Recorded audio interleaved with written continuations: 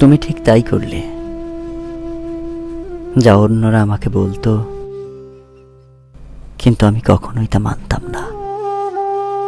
আমি কখনোই এটা বিশ্বাস করতাম না যে তুমি আমার দুর্বলতা নিয়ে খেলবে, আমার দুর্বলতা নিয়ে এমনভাবে ঠাট্টা করবে।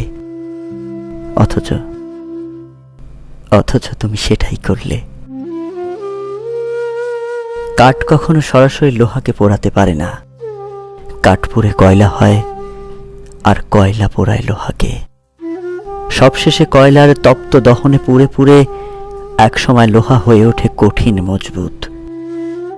আমিও তেমনই তোমার বিশ্বাসের ছলনায় পুড়েছি, তারপর নিজেকে পুড়িয়ে শক্ত লোহায় পরিণত করেছি। অতঃপর বুঝেছি মানুষ দুর্বলতার সুযোগ নিতে পছন্দ করে, তাই কাউকে অতিরিক্ত ভালোবাসলেও তা মাত্রাতিরিক্ত প্রকাশ করা উচিত না।